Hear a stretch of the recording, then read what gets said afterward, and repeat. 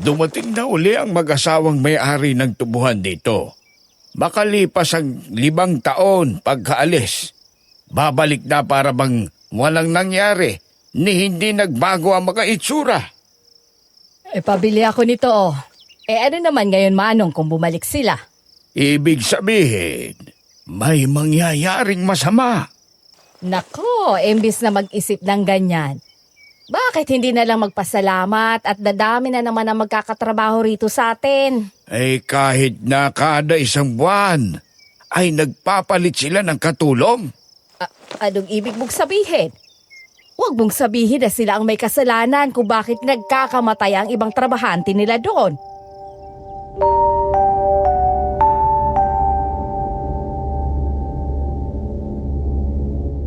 May narinig ka na rin bang kakaibang chismis sa lugar niyo? Halimbawa, yung nanay mo na ibinenta ka sa mayamang mag-asawa sa halagang 50,000 para sa pampapagamot ng kapatid mo. Tutulong ka ba o magtatrabaho? Sige nga, i-comment niyo sa ibaba ang inyong mga sagot at gusto kong mabasa.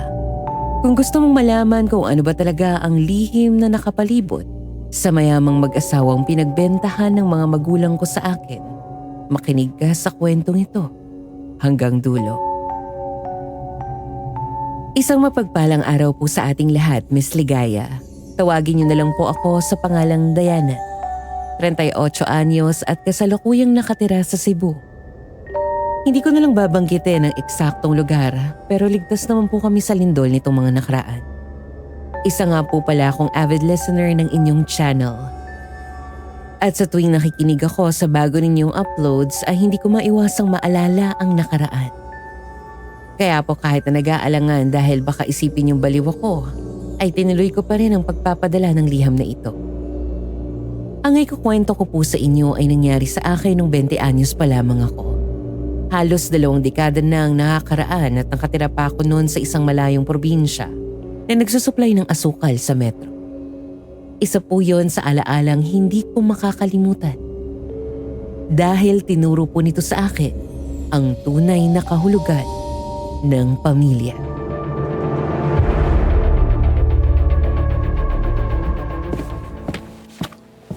Ano ka ba naman, Diana? Ang boba-boba mo! Simpleng paglalaba lang, hindi mo magawa ng tama, ha? Tingnan mo nga yung uniforme ng kapatid mo, ha? Naging kulay pink na! Ano ba? Nasasaktan na po ako! Anay ka dito! Sorry po, bitawan niyo na po buko! Talaga masasaktan ka sa akin! Napakawalang utak mo! Dapat sa'yo, nilulunod para hindi na maging perwisyo! Tama na yan, Esme! Pabayaan ko na siya at magpahinga ka na sa loob! Ibibili ko na lang ng bago si Junior! Wiset! Ayan! Magtino ka, Diana, ha? Kung hindi palilintikan ka sa akin!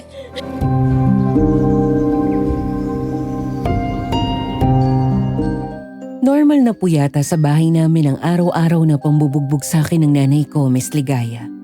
Walang araw na hindi siya nagagalit sa akin sa tuwing nakikita niya ako. Hindi ko naman po siya masisi dahil isa lamang po ako mapait na alaala sa kanya. Nakakahiyaman pero isa po kong anak sa kasalanan.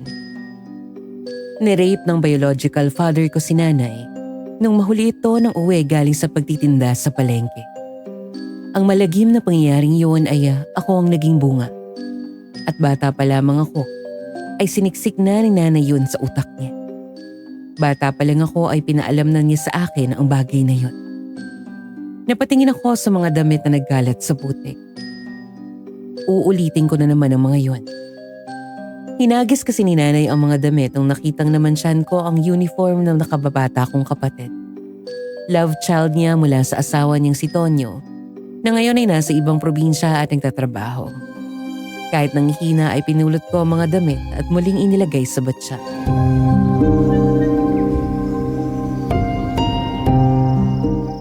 Bakit kasi hindi ka pa lumayas rito, Diana? Pinagtitiisan mo ang ganyang ginagawa sa'yo. Wala na po ako ibang mapupuntahan. Hindi na namin kasalanan yon. Ikaw na ang bahala sa sarili mo basta lumayas ka lang. Wala ka namang ambag sa pamilyang to. Hindi naman ho totoo yan, tita. At saka, mahal ko ang pamilyang to. Mahal na mahal ko si nanay. Hindi ka naman mahal. At isa pa, pinapaalala mo lang sa kanya ang nangyari sa kanya. Kaya dapat umalis ka na. Pero mahal ko po ang nanay. Gusto ko po rito. Kayo lang ang pamilya ko. Gusto mo rito, pero nahihirapan ang nanay mo sa tuwing makikita ka niya. Sinasabi mong mahal mo siya, pero ayaw mo namang gawin kung ano ang makapagpapasaya sa kanya.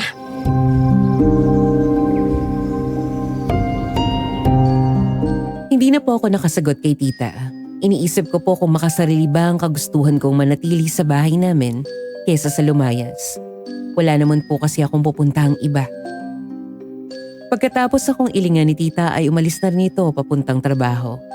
Tinapos ko na rin ang paglalaba ko noon dahil kailangan ko pang magluto ng pananghalian namin.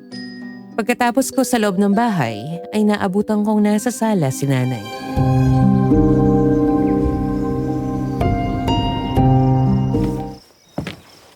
Oh, mabuti naman naisipan mo pang pumasok. Magluto ka na at siguraduhin lang na aayusin mong ginagawa mo kung hindi mayayari ka sa akin. Opo. Oh, bunso ko, nagugutom ka na. Gusto mo bumili ng tinapay sa tindahan? Nay, O ano? nagugutom. Masyado ka mapaghanap, Diana. Kumilos-kilos ka na nga riyan bago mo lang mapainit ang ulo ko. Nanggigigil ako sa iyo eh. Magluto ka na dyan! Anak, huwag kang gagaya dyan sa ate mo. Mahirap intindihin at pakisamahan, ha? Huwag magiging matigas ang ulo mo. Mahal na mahal ka namin.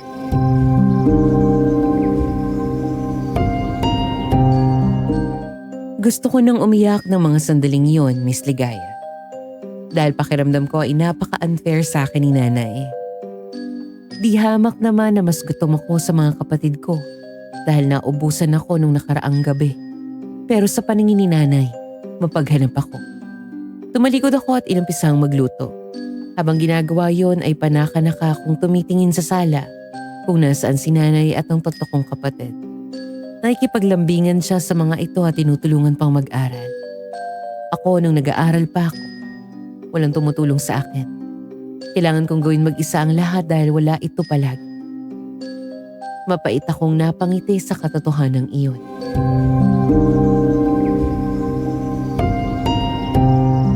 Nay, tapos na po. Pwede nang mananghalian. Ay, buti naman. Alam mo bang napakakupad mong kumilos? Nagugutom na mga kapatid mo. Palibasa wala kang pakialam sa kanila eh. Nay, di naman po totoo yan. O, mga anak ko, kain na, ha? Sige na, kumain na kayo. Gusto niyo ba ng merienda mamaya? O sige, kapag natulog kayo, meron kayong fishball.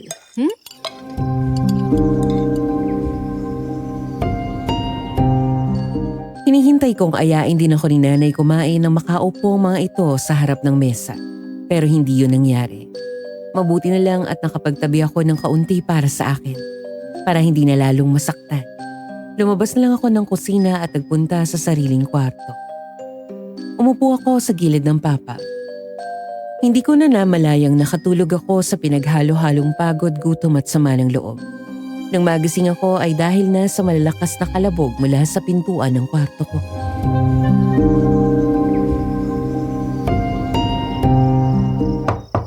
Sandali! Ano ba? Matantagal-tagal mo magbukas ng pinto, ha? Nakatulog po kasi ako eh. Ikaw, Diana, wala ka na talagang ginawang tama. Mabuti pa lumabas ka na. Maghain ka ron at kadarating na ng tita mo. Opo. Ate, nakita mo ba yung balita kagabi?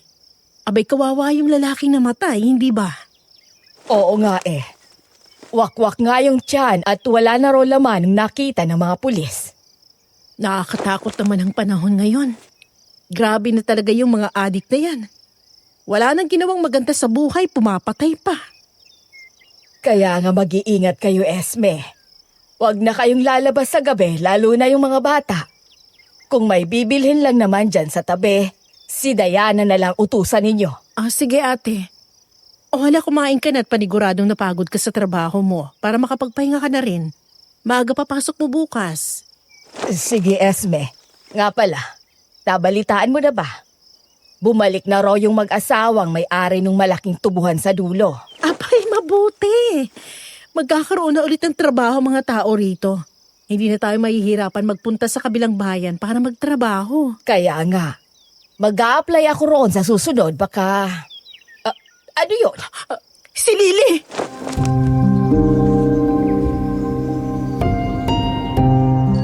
Katinginan kaming tatlo nang marinig ang malakas na sigaw ng kapatid kong sumunod sa akin.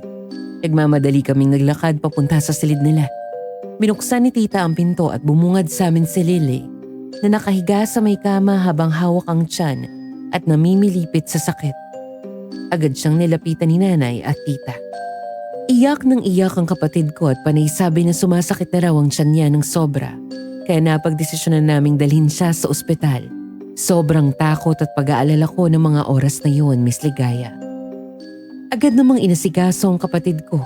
Sinuri ng mga doktor na panay tinginan sa isa't isa. Naguguluhan akong bumaling kina nanay. Kayakap niya si Tita Kyla na grabe rin ang iyak sa pag-aalala kay Lily. Mali naman talaga pero naiisip ko lang, Miss Ligaya. Kung ako kaya yung nasa posisyon ni Lily, iiyakan din kaya niya ako. Tapos nang suriin si Lily, ay nakapagbigay na sa amin ng sagot ang mga doktor. Pumutok daw ang appendix nito at kailangang maoperahan agad pero malaking halaga ang kinakailangan. Walang pagdadalawang isip na tumango si nanay at sinabing magbabayad agad.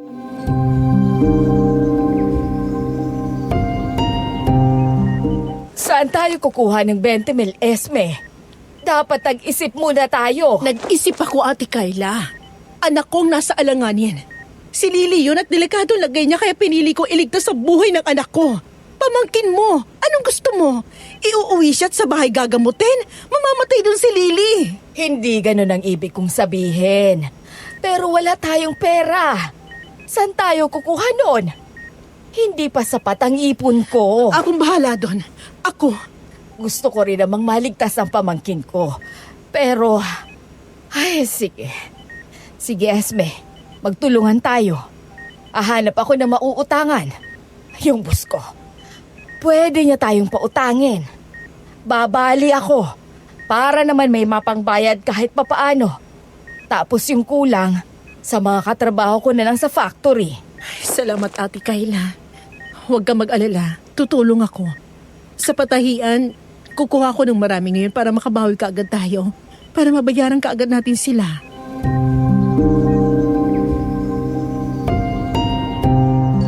Kinagat ko ang pang-ibabang labi ko, Miss Ligaya.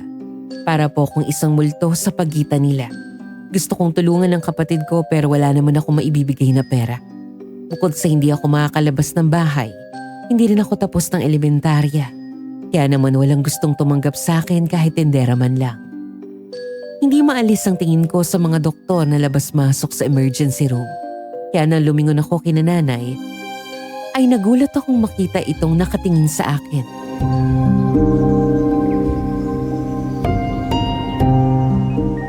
Nay, bakit po? Kasalanan mo lahat ng to. May ginawa ka siguro sa anak ko, no? Ano ginawa mo sa kanya? Nanay, wala po. Wala po akong ginawa sa kanya. Hindi ko gagawin sa kanya yon. Mahal ko po ang mga kapatid ko. Hindi ako naniniwala sa'yo. May ginawa ka sa kanya. Demonyo ka talaga. Ikaw ngayon ang magbabayad ng lahat ng to.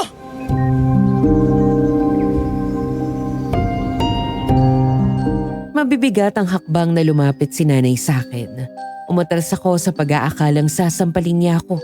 Pero nagulat ako nang mahigpit niya akong hinawakan sa braso at kinaladkat ako palabas ng ospital. Natatakot at nag-aalala ko kung saan niya ako dadalhin.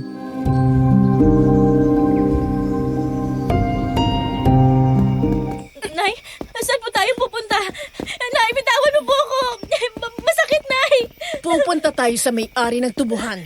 Kasalanan mo do kaya ikaw ang gagawa ng pera para sa anak ko. Ho? Ayoko. Wala ka karapatang tumanggi, ha? Tricycle! Para! Ayoko po, Nay. Nay, ayoko po. Huwag kang umarte dyan, Diana. Huwag mong hitayin ako pa magpasok sa iyo sa loob. Mas masasaktan ka, sinasabi ko yan sa'yo.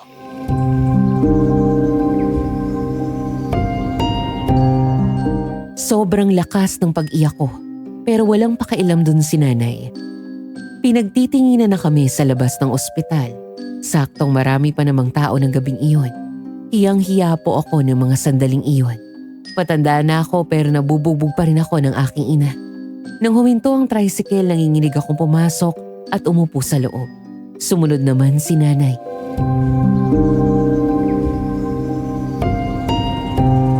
Susunod ka naman pala, gusto mo pang pagbantaan? Ngayon, Diana, lahat ng sasabihin ko susundin mo. Baliwanag ba? Baliwanag ba? Opo. May silbi ka rin pala eh. At sisiguraduhin kong makakakuha ako ng pera ngayong gabi.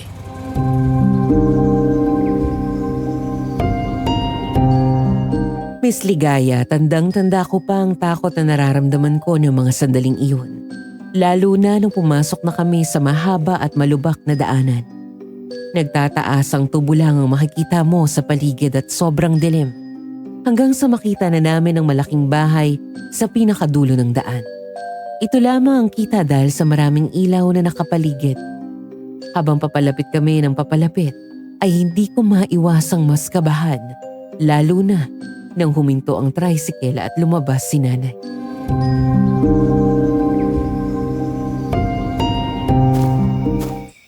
Manong, huwag ka nang umalis ha. Sandali lang ako rito. Hintayin mo na ako. Ikaw, Diana, bumaba ka dyan. Bilisan mo! Anong gagawin natin dito, Nay? Ibibenta kita sa mayamang mag-asawa niyan para may pakinabang ka sa akin. Makatulong ka man lang sa amin, hindi puro perwisyo ang dala mo. Iyoko po.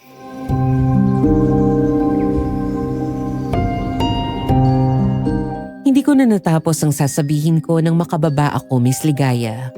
Dahil biglang bumukas ang malaking pinto. Lumabas doon ang mag-asawang sinasabi ni nanay. Seryoso silang nakatingin sa amin na para bang inaasahan na nila ang aming pagdating.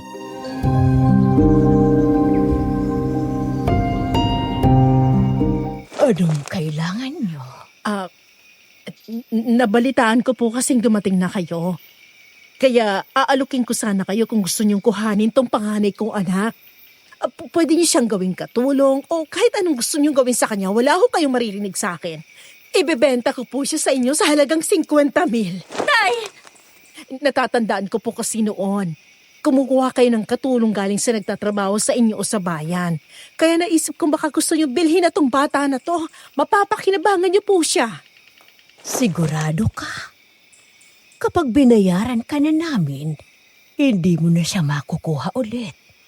Sa amin na ang batang yan. Ay, oho! Oho! Basta't kailangan ko ngayon ng 50,000. Nay! 50,000? Yun lang ang halaga ko sa'yo. Ayoko rito. Magtatrabaho na lang po ako sa bayan o tatanggap. Boba ka talaga, no? Mas malaking pera to kaya huwag kang umarte dyan. Nasaan na ho ang pera para makaalis na ako?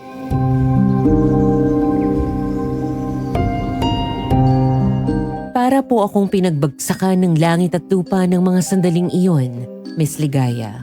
Ang nanay ko ay nagmamadaling makuha ang perang bayad para sa akin.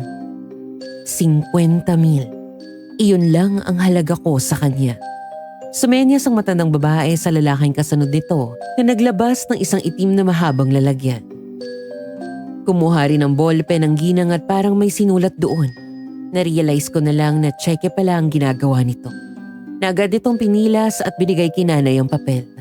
Nagniningning ang mga mata ng nanay ko habang nakatingin sa tseking ibinigay sa kanya.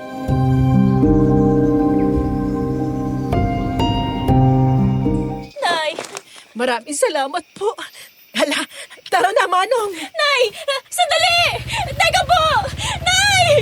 Huwag mo akong iwan dito!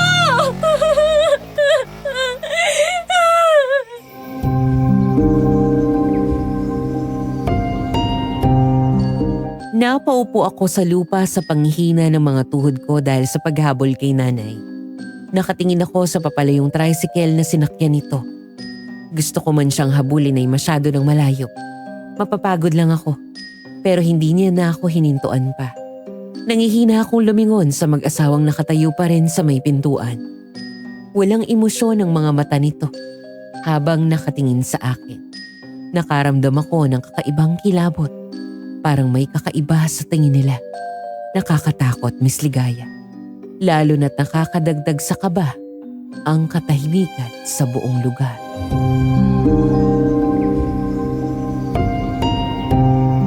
Kung handa ka na at tapos ka nang umiyak, sumunod ka sa amin para maipakita namin sa iyo ang kwarto mo.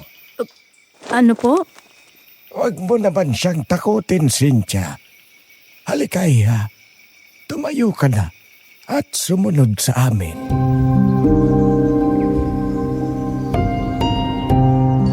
Lumapit po sa akin ang matandang lalaki at inalalayan akong tumayo. Nagulat po ako nang makitang ngumiti ito sa akin. Biglang nawala ang takot ko sa kanya.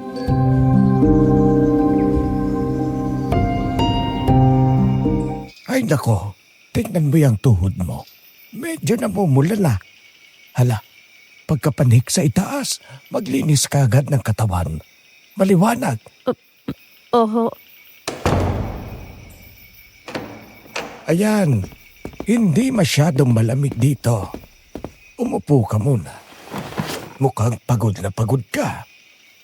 Salamat po. Ako nga pala si Roberto.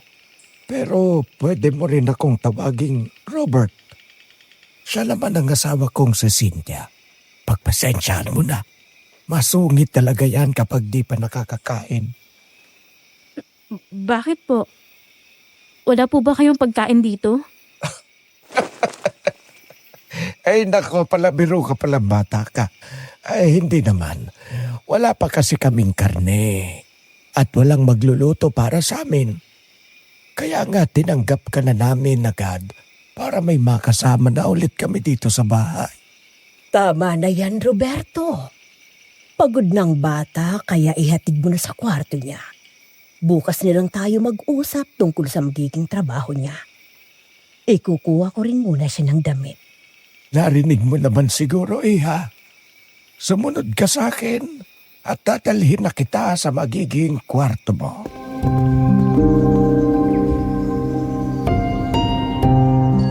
Gusto kong maiyak sa naririnig ko sa mag-asawa, Miss Ligaya. Bakit mas mabait pa sila kaysa sa tunay kong mga magulang? Mas mainit pa ang pagtanggap sa akin sa bahay nila kaysa sa sarili naming bahay. Sumenya si Sir Roberto kaya naglakad na kami at umakyat ng hagdan. Luma na ang bahay. Parang nung unang panahon pa ng mga Kastila kaya medyo nakakatakot ang itsura nito. Nang makapanhi kami, ay dumiretso kami sa pinakadulong kwarto sa kaliwang bahagi. Binuksan ni Sir Roberto ang pinto.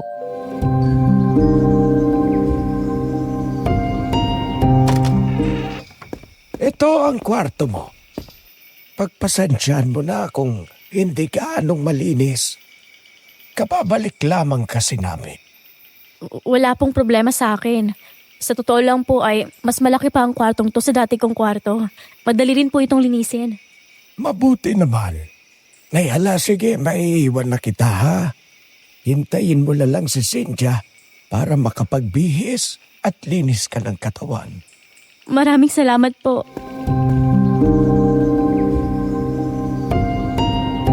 Hindi na po sumagot si Sir. Umalis na. Maganda ang buong kwarto. Pang prinsesa kung tutuusin. May sariling kama na mukhang malambot. May tokador at 2 malaking bintana na agad kong nilapitan.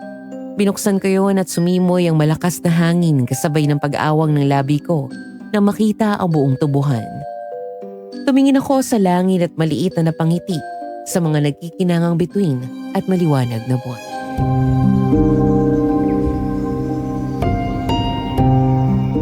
Nagustuhan mo ba ang simoy ng hangin? Nandyan po pala kayo. Hindi mo yata namalaya ng pagdating ko. Nga pala, nagdala na ako ng mga damit na hindi ko pa naisusuot. Eto, Wow! Ang gaganda po nito. Maraming salamat po, Ma'am Cynthia. Huwag po kayong mag-alala. Kukuha po ako ng damit ko sa amin para hindi na kayo mahirapan. walang anuman, Iha. Okay lang na hindi ka na bumalik sa inyo. Pagkatapos ng nakita ko kanina, kung paano ka trinato ng nanay mo ay parang ayoko nang bumalik ka pa doon. Ano po? Pinagmamalupitan ka ba nila doon? Nakita ko ang mga pasamo sa braso. Kaya huwag ka nang babalik doon. Marami akong damit na binibili para sana sa anak namin ni Robert. Pero hindi kami binigyan ng pagkakataon na magkaroon ng sariling anak. Kasing edad mo na sana siya. Nakakalungkot naman po. Napakaswerte sana ng magiging anak niyo. Salamat. Pwede ba kitang mayakap? Siya. Masyado nang mahabang pananatili ko rito. Kailangan mo nang magpahinga. Bukas ay bumaba ka na lang, ha? Opo. Salamat po ulit sa mga damit, Ma'am Cynthia. Huwag mo na akong tawaging ma'am. Pwede na yung tita na lang. Hindi ka na rin naman naiiba sa amin. Pero nakakahiya po yun. Amo ko pa rin po kayo. Basta kung saan ka komportable, iha. Pero mas matutuwa kami kung aalisin mo na ang ma'am at sir. Salamat po.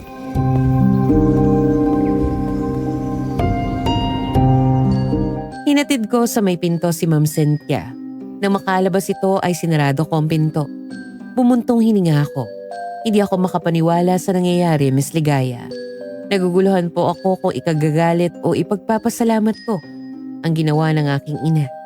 Makalipas ang ilang minuto ay nagpahinga na rin ako. Kinabukasan naging mabilis ang kilos ko. Naligo at nagbisa ko ng komportabling damit bago lumabas ng silid. Pagkababa ko ng hagdan ay nakita ko mag-asawang nakaupo sa sala.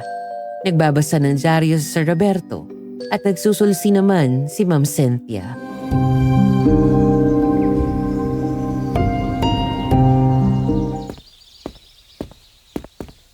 Ah, ay, nariyan ka na pala, Iha. Kumusta ang tulog mo? Maganda naman po. Kayo po, ano nga po palang magiging trabaho ko? Napakasipag mo naman. Gusto mo na kagad malaman ang trabaho mo. Bueno, maupo ka muna. Hindi naman sa ganon. Gusto ko lang po makapagsimula agad. Nakakahiya po sa inyo. Simple lang naman ang gagawin mo, Diana. Maglilinis, magluluto, at tutulong ka rin sa asawa kong magpasweldo sa mga tauhan sa tubuhan. Dahil hindi ako nagpupunta doon madalas. Ngayon, sasamahan mo si Sir Robert mo para maipakilala ka rin niya sa mga tauhan. Ngayon na po? Hindi po ba muna ako magluluto o kaya maglilinis? Pagbalik mo na lamang, iha. Uutusan din naman kitang pumunta sa bayan para mamalengke. Ako lang po mag-isa? Oo, Iha. Ikaunti lang naman ang bibilin mo. Kami kasing mag-asawa. Isang tao lang ang kayang kainin. Po? Nagbibiro lang ang asawa ko, Diana. Pagpasensyahan mo na siya. Pero kaunti lang talagang kinakain namin. Halos pang isang tao lang. Yun ang ibig niyang sabihin. Sige po. Kung ready na po kayong umalis ay handa na po ako. Handa na rin ako, Iha. Paano? Tayo na.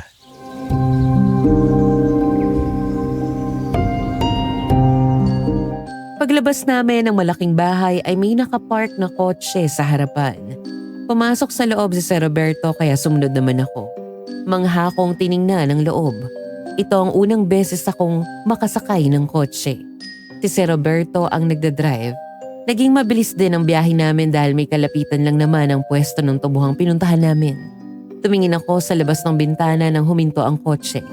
Nakita ko mula sa di kalayuan ang isang maliit na kubo na puno ng mga lalaki.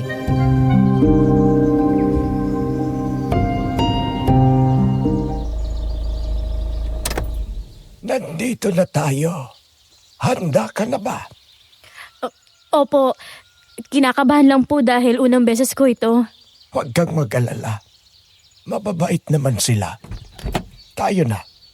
Eto, dalhin mo yung pera. Akin na po.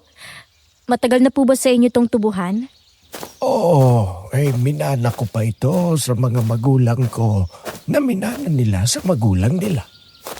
Pinalago hanggang sa lumaki ng ganito. Wow! Ibig sabihin po pala talagang mayaman na kayo noon pa man? Hindi ako. Pamilya ko ang mayaman. May iba pa po ba kayong kamag-anak? Oo, siyempre. Meron ako sa iba pang probinsya. Madami rin po pala.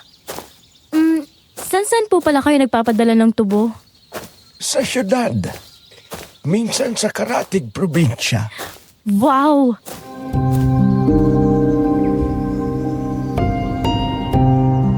Kinipkip ko sa kilikili ko ang bag ng pera. Ang lalaki at ang tataas ng tubo na inani at tinatanim nila, Miss Ligaya. Tumingin ako sa dulo kung nasaan ang kubo. Doon kami lumalakad papunta. Nang makapasok kami sa loob, ay agad bumati ang mga tauhan at nagbigay galang kay Sir Roberto.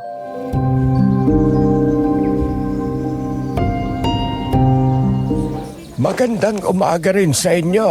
Ay nga pala, ang kasama ko ay si Diana. Bago naming katulong sa bahay. Siya ang magpapasweldo sa inyo kapag hindi kami pwedeng mag-asawa. Maging mabait kayo sa kanya. Magandang umaga po sa inyo. Masaya po ako makilala kayo. Oo. Kompleto na ba ang lahat? Ayos na, Diana. Halika na rito. Ipapakita ko muna sa iyo ang listahan kung saan nakasulat ang pangalan nila. At kada magpapasweldo ka ay lalagyan mo ng check. At kung magkano at araw ng sahod. Opo, naiintindihan ko, Sir Roberto. Mabuti. Mag-umpisa na tayong magpasahod. Sir Roberto, may lalaki po roon. Ay sinong wala rito? Nandito si Julian, si Hiner. Ay malamang ay si Crisanto na naman yun. Huwag kang mag-alala ha. Lalapit din siya maya-maya. O kaya ay ipapakuha na lang niya ang sahod niya. Pero nakakatakot po. Huwag kang matakot sa kanya. Oh, eto. Ibigay mo sa kanya para magkakilala kayo. Ano? Sige po. O siya. Bilisan mo na ha. Kasi patapos na ako rito. Ipapahatid kita sa bayan sa isa sa mga tauhan ko. Sige po. Magandang umaga po. Pinabibigay po ni Sir Roberto. Ano naman yan? At sino ka? Anong ginagawa mo rito? Sweldo niyo po. Sabi ni Sir, ako na raw magbigay sa inyo.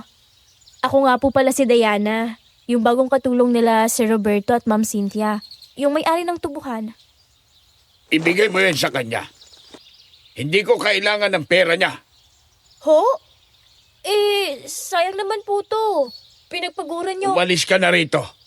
Umalis ka na!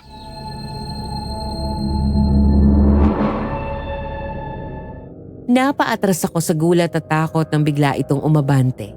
Akala ko ay sasaktan niya ako. Malakas ang kabog ng dibdib na napalingon ako sa may kubo. Nakatingin sa amin ang mga tauhan ni Sir Roberto.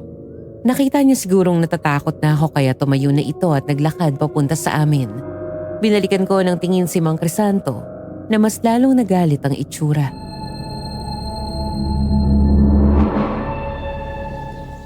Hayaan mo na siya, Iha. Crisanto, bakit kailangan mong sumigaw? Binibigay lamang ni Diana ang sweldo mo. At saka bago lang siya rito kaya wag mong takutin. Umalis ka rito. Wala akong pakialam. Lumayo ka sa akin. Umalis ka rito. Lumayo ka sa akin. Anong nangyayari sa kanya, Sir Roberto? Bakit po? Hayaan mo na siya, Iha. Ay may pagkasinto-sinto talaga si Crisanto. Halika na. Ipapahatid na kita sa bayan para makauwi ka kaagad. May kakulangan po sa pag-iisip o nasiraan ng bait? Pareho. Tayo na.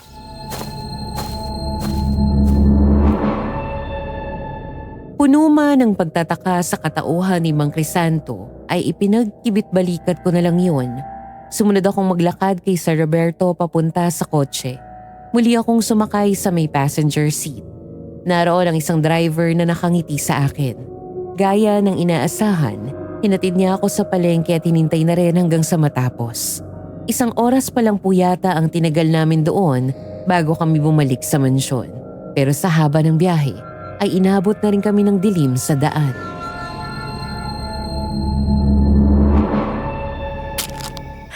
Salamat sa pagbaba dyan. Salamat ulit. Makapagligpit muna bago magluto. Medyo hindi kagandahan ang amoy rito. Ano ba kasi yung napakalansang amoy na umiikot sa loob ng bahay? Siguro kulob yun. Sa tagal nang walang nakatira rito. Baka may namatay ng daga sa gilid at sulok.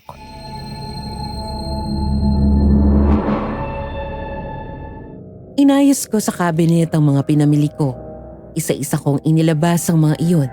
Hindi ko na malaya ng paglipas ng oras, Miss Ligaya. Dahil masyado akong nakatutok sa mga ginagawa ko. Nagulat na lang ako nang mag-angat ako ng tingin sa labas. Ay madilim na at puro huni na ng kuliglig.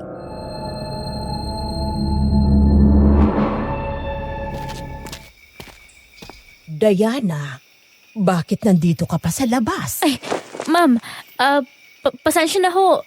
Hindi ko ho namalayan yung oras. Nagugutom na po ba kayo? Pwede ko kayo ipagluto ng hapunan. Huwag ka nang mag-alala, Iha. Hindi pa naman kami gutom. Bakit hindi mo natapusin ang ginagawa mo at pumasok ka na sa kwarto mo para makapagpahinga? Maglilinis pa po ako ng bahay. Iha, nakalimutan ko yatang banggitin sa'yo ang tanging patakaran sa loob ng bahay na to. Ayokong may nagtatrabaho pagsapit ng 7:00 ng gabi. 6:00 na kaya kailangan mo nang tapusin yan para magpahinga. Ay, ganun po ba? Sige po, tatapusin ko lang po to. Mabuti ng malinaw. Sige na. Aasahan ko mamayang pagbaba ko. Wala ka na rito. Naiintindihan mo ba?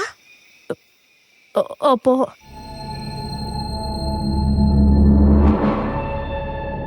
Pinanood ko pong lumabas ng kusina si Ma'am Cynthia, Miss Ligaya. Wala akong nararamdaman kundi pagtataka at kaunting takot.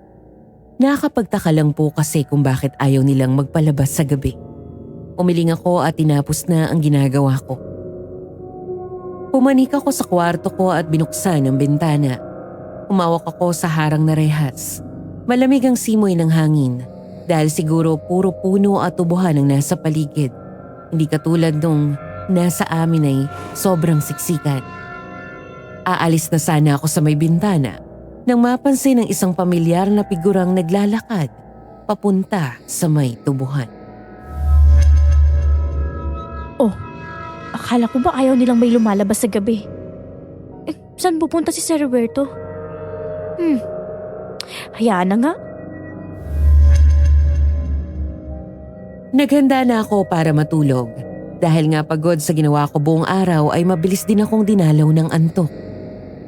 Hindi ko alam kung anong oras yun pero nagising na lang ako sa kakaibang amoy sa paligid ko.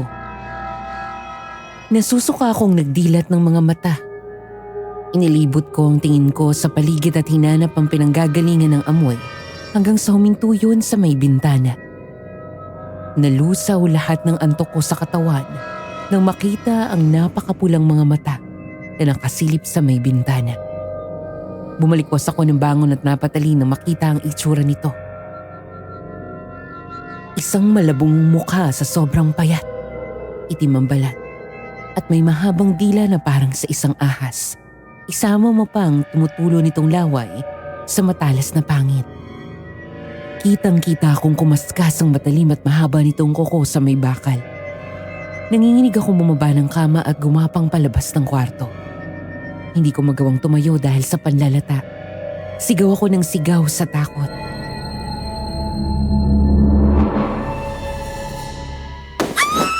Diana! Anong nangyari? Bakit ka sumisigaw? May aswang! May halimaw sa bintana ko! Nakasilip! Iha, nananaginip ka lang. Hindi po! Nakita ko talaga! Halika, Ipapakita ko sa iyo. Humawak si Ma'am Cynthia sa braso ko. Hinila niya ako papunta sa kwarto ko. Umawang ang labi ko at nanginginig na sumilip sa loob. Tingnan mo, Diana. Wala namang halimaw dito. Nananaginip ka lang. Pero, Huwag kang mag-alala. Walang mangyayaring masama sa'yo.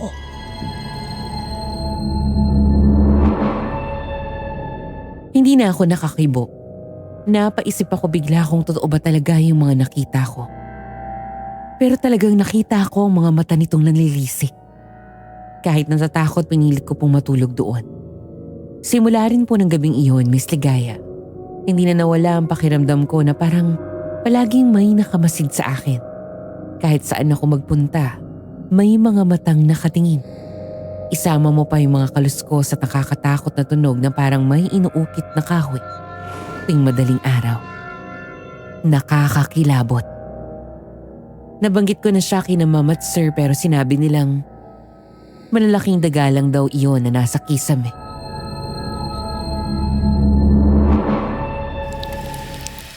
nakakapagod. Bakit hindi ka pa umaalis?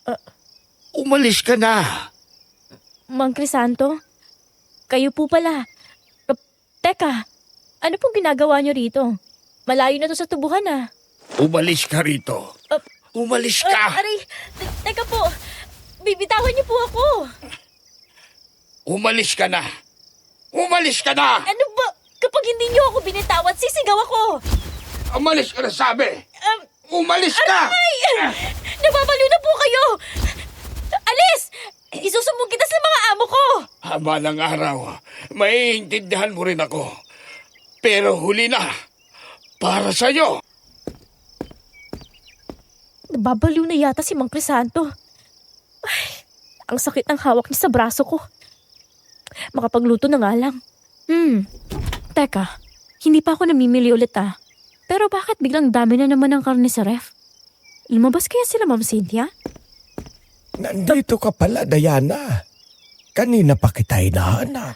Ay, Sir Roberto, nasa labas po kasi ako. Naglilinis ng mga gamit. May iuutos po ba kayo? Oo, sana. Sweldo na kasi ng mga tauhan at kailangan nang maibigay sa kanila itong pera. Ako lang po? Oo. May tiwala naman ako sa iyo. Basta siguraduhin mo lang lahat ay masisweldohan. Pwede kang dumaan sa likod. O pwede mo namang gamitin mo ang kabayo. Okay lang po nalakarin ko, sir. Ngayon na po ba? Kung pwede sana, oo. Malayo-layo rin yon kung maglalakad ka lang. Sige po.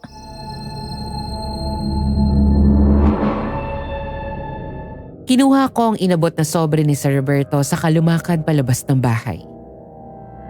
Hindi ko na sinabi sa mga amo ko ang ginawa ni Mang Crisanto. Nakakaawa naman kasi siya kung mapapagalitan pa. Pagdating ko sa kubo sa may dulo ng tubuhan, ay nakapila na ng maayos ang mga magsasaka.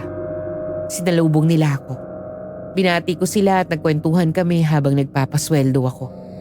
Pero bago kami matapos sa pamimigay ng sahod, ay may sinabi silang nagpatigil sa akin.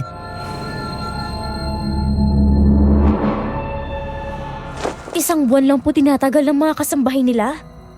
Bakit daw po? Anong nangyayari? Kada buwan, nagpapalit ng katulong ang mag-asawang yon. Walang may alam kung bakit. Pero hindi na rin ulit nakikita ang mga babaeng naging katulong nila. Bakit naman po? Saan sila napunta? Hindi namin alam. Walang may alam. Basta umalis ka na, Diana. Habang may oras ka pa, lalo pat 1 linggo na lang, ay mag-iisang buwan ka na sa kanila. Ho? Mang Crisanto, hindi ko po kayo maintindihan. Nga po pala. Ito po yung sweldo nyo. Baka naman po kasi talagang gusto lang nilang umalis o ganun lang yung haba ng tinatagal nila. Hindi ko kailangan yan. Makinig ka Mang sa... Crisanto! Hindi ko po sinabi kina Sir Roberto yung ginawa nyo kanina sa akin. Pero sana po, Huwag na yung maulit. Isa pa nga po pala, huwag na po ninyo akong takutin. Siguro nakipag-usap kayo sa mga kasamahan yung takutin ako, no? Please, huwag na po. Kasi kailangan ko ang trabaho ko.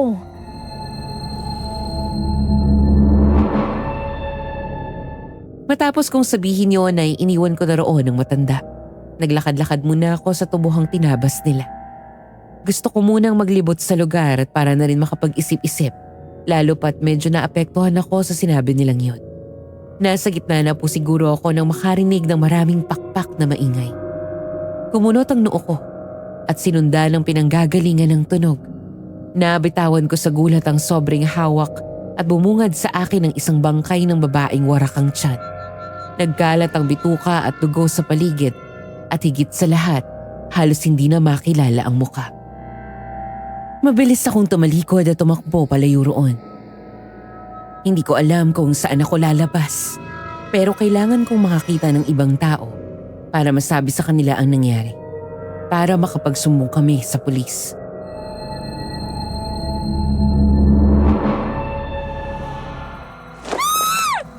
Iha, kuminahon ka. Ano bang pinagsasasabi mo? Nakatulog ka na naman ba at nalalaginip? Hindi po! Totoo po yung nakita ko! Isang bangkay ng babae doon sa may tubuhan!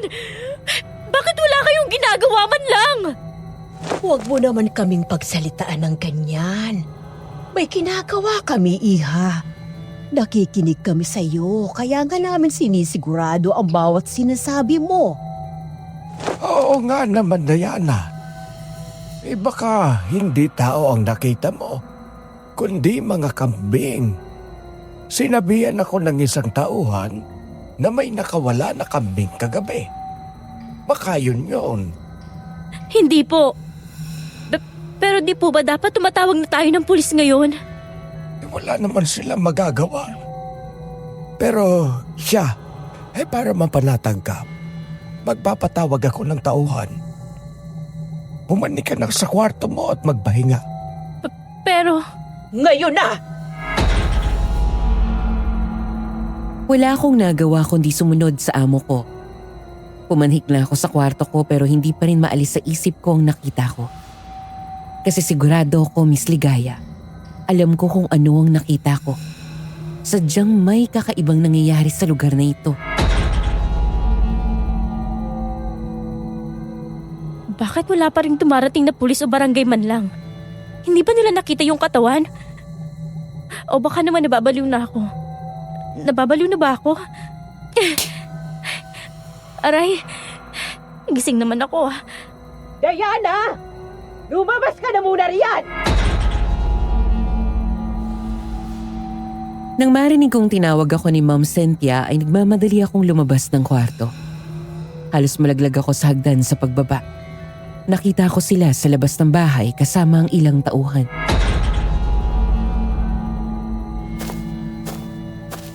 Tingnan mo ang dala nila sa kariton, Diana. Yun ba ang tinutukoy mong bangkay? Opo, pero hindi po ganito. Hindi ito... Iha, mukhang namamalikmata ka lang sa takot dahil isa siyang espantaho. Panakot sa mga ibon.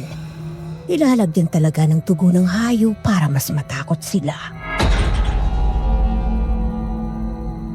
Hindi ako makaimik sa sinabing yon ni Ma'am Cynthia. Bigla na lang po mas naging magulo sa akin ang lahat. Kanina kasi nang makita ko ang katawan ng babae ay totoong totoo. Hindi lang basta espantaho ang nakita ko. Alam ko yon sa sarili ko. Sige. Ialis nyo na yan. Iha, sa tingin namin ay masyado kang pagod sa trabaho sa dami ng ginagawa mo. Bakit hindi ka magpahinga ngayong gabi? At huwag nang magtrabaho bukas. Sa susunod na araw ka na bumalik. Siya nga naman, Diana. Pero... kanina, kinakain ng mga ibon. Nilalangaw. Iha, malamang may patay na hayop lang sa loob ng espantaho o kaya ibon doon. Kaya akala mo nilalangaw. Magpahinga ka na muna. Nahihilo ako sa mga nangyayari. Tumalikod ako sa kanila at tumakbo papunta sa likod bahay at sumandal sa likod ng malaking puno. Nagtataas baba ang dibdib ko. Para akong nababaliw. Mariin kong pinikit ang mga mata ko at hinayaang lumipas ang oras. Para kumalma ay naglakad-lakad muna ako sa hasyenda. Madilim na nang bumalik ako sa mansyon. Diana, napaparanoid ka lang. Siguro ay natakot ka lang talaga sa mga nangyari. Hindi yun katawan ng isang tao kundi espantaho. Ay, mabaho na naman dito. Baka may dumumi na namang hayop. Ay, malinis na nga lang sa susunod. Makapasok na nga. Teka, sino yun? Kita ko po kasi mula sa pwesto kong may nakatayo sa may bungad. Nakatalikod dito sa akin, kaya hindi ko makita ang itsura niya. Lumakad ako ng kaunti. Manong? Ano po ginagawa niyo riyan? May hinahanap po ba kayo? Imbes na sumagot ay humarap ito sa akin. Hindi masyadong madilim sa pwesto nito dahil sa pinaghalong ilaw na galing sa bahay at liwanag ng buwan. Itsurang tao po ito. Mapayat ang katawan at may mahabang buntot na parang sa isang tukok. Ang mukha nito ay may kahabaan kasama ang mahabang dila na parang sa ahas at mga matang pamilyar, nanlilisik at mga pula. Tumaas ang kamay nito at itinuro ako gamit ang matatalim na kuko. Bago pa man ako makapag-react ay nakalapit na ito sa akin. Amoy na amoy ko ang napakalansang amoy na nanggagaling dito.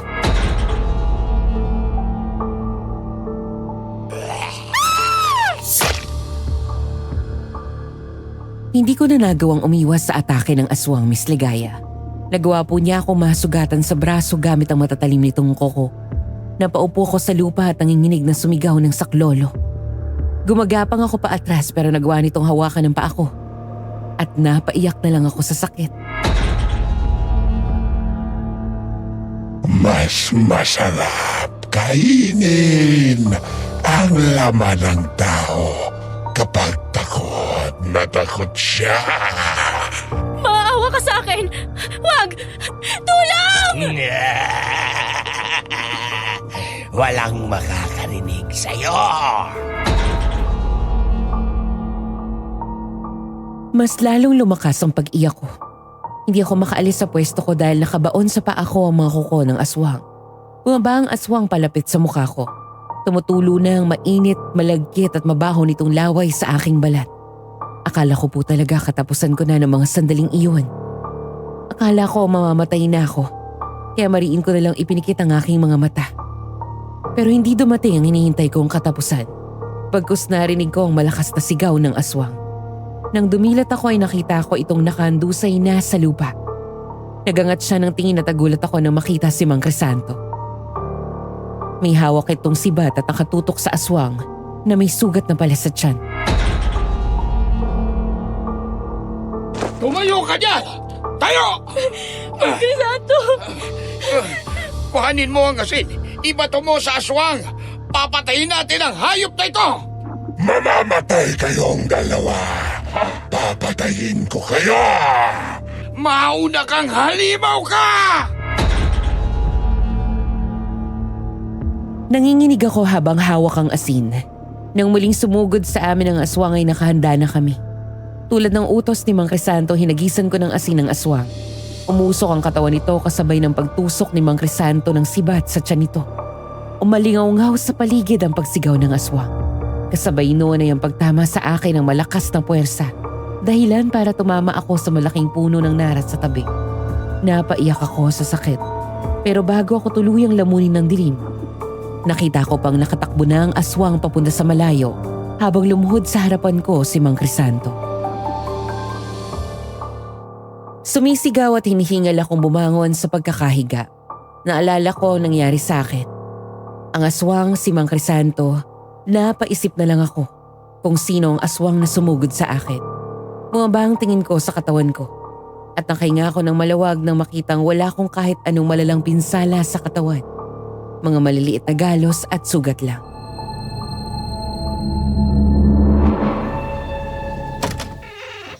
gising ka na pala, Iha. Mabuti naman. Inumin mo na muna itong salamat na ginawa ko para gumaan ang pakiramdam mo. Mang Crisanto? Hindi. Hindi ako baliw, Iha. Masakit pa ba katawan mo? Nilagyan ko ng mga dahon ng sugat mo at ang mga pasa para sana mawala agad. Abay, kumana ba? Oho. Nasaan ho ako? Bakit po ako nandito? At yung nangyari kagabi, yung aswang. Uminahon ka. At di ba paliwanag ko sa iyo ang lahat? Diana, bakit hindi ka muna huminga ng malalim? Hindi ko ho kayang huminga ng malalim. Lalo pa at may aswang akong nakita kagabi. Akala ko hindi sila totoo. Naggawa-gawa lang sila ng mga tao pero... Naiintindihan ko kung bakit ka naguguluhan ngayon, Diana. Pero kailangan mo na talagang umalis sa bahay ng mag-asawang yon. Dahil delikado ang buhay mo roon. Bakit? Simula nang dumating ako rito, pinapaalis mo na ako. Bakit? Anong meron sa kanila na parang napakasama nilang tao? Diyan ka nagkakamali, Diana. Hindi sila tao. Mga halimaw sila. Halimaw. Aswang ang mag-asawang yon. Hindi mo ba napapansin? Hindi mo ba nakikita? Ang dami-daming nagtuturo sa kanilang mga halimaw sila. Galit ka lang sa kanila kaya mo... Galit talaga ako. Dahil pinatay nila ang anak ko. Pinatay nila ang unika-iha ko. Ano? Sa tingin mo ba, ikaw ang unang katulong ng mag-asawang yon? Hindi. Dahil katulong doon ang anak ko. Para makatulong sa amin. Mahirap lang kami pero pinagsumikapan niya ang pag-aaral niya. Pumayag ako para sa may sarili siyang pera. Pumayag ako. Tapos, noong una, masaya. Kaya niya. Pero kada araw na lumilipas, may mga kinikwento siya sa akin. Parang may nakatingin sa kanya. Mga kakaibang tunog, amoy, o ere sa paligid. Hanggang umabot siya ng isang buwan doon. Ginabi siya nag-uwi dahil sinabihan siya ni Cynthia. Pero hindi na siya bumalik. Ang anak ko, hindi na siya nakalabas ng bahay na yon. Ho? Bakit? Hindi niyo po ba nakita ang katawan? Kaya hindi ako maalis ng lugar na yon, Diana. Kaya patuloy akong umaaligid. Nagtatrabaho sa kanila dahil hinahanap ko ang katawan ng anak ko. Hinahanap ko ang baby ko. Mang Crisanto. Kaedad mo ang anak ko nang mawala siya, Diana. Kaya gusto kitang umalis na sa bahay na yon. Kaya gusto kong umalis ka na para hindi ka na matulad sa anak ko at sa iba nilang naging katulong at kasama sa bahay. Pero paano niyo nalamang aswang sila, Mang Crisanto? Paano kung lumayas lang pala yung anak niyo? Paano kung hindi pala sila yung aswang? Umingay ako ng tulong sa kapatid kong albularyo doon sa Davao. Binigyan niya ako ng iba't ibang kagamitan katulad ng lana, buntot bagi, at ilang pangontra laban sa aswang. Ginamit ko ang lana para malaman kung may aswang sa paligid. Dahil baka nasa kanya ang aking unika-iha. At isang araw, dumating si Roberto para magbigay ng sweldo sa amin. At ito, kumulo ang lagi sa loob nito. Kumulo ang lana. Tanda na may aswang sa paligid.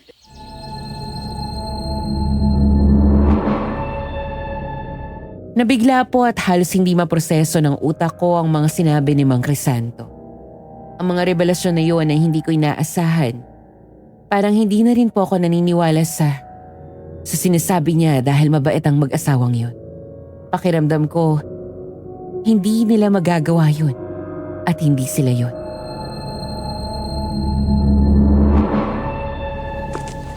Naiintindihan ko, Mang Crisanto.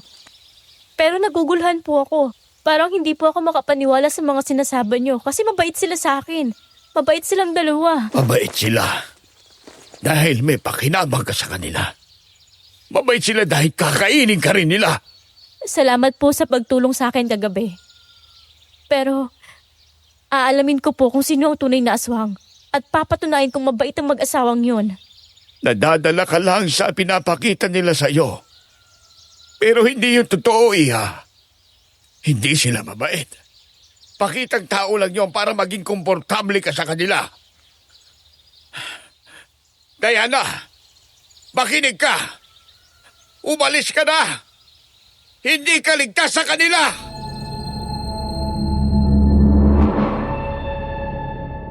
Umiling ako nang maulingan ko ang huling sinabi ni Mang Crisanto.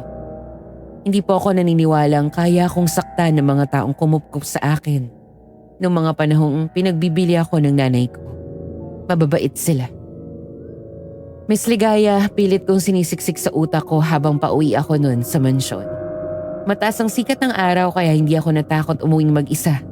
Lalo pa nang dumaan ako sa may tubuhan.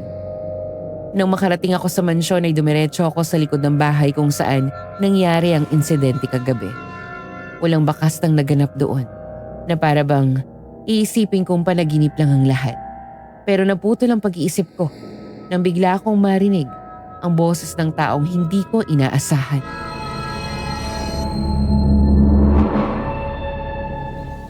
Diana!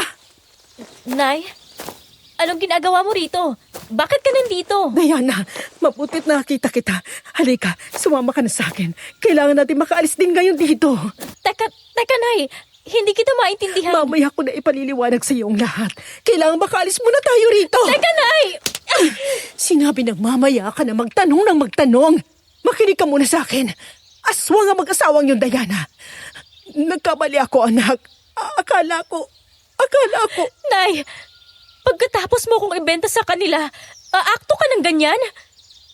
Kinausap mo ba si Mang Crisanto para sabihin din niya sa akin? Kaya siguro siya nagsisinungaling. Magkakilala kayo? Ano?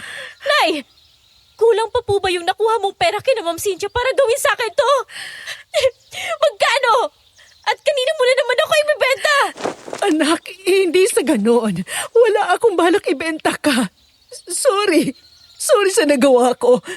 Hindi. Alam mo, Nay, umalis na lang po kayo. Hindi kita kailangan. Iwan mo na lang ako. Anak!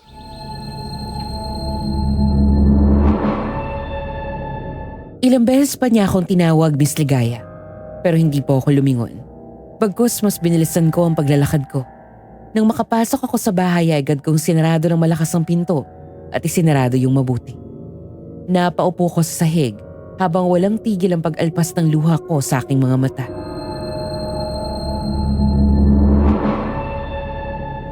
Oh, nariyan ka na pala. Ma'am, Saan ka nagpunta kagabi? Hindi ka yata umuwi. hindi po. Nagpunta po ako sa kaibigan ko. Kaya hindi ko na malayan ng oras. May utos po ba kayo? Oo, sana.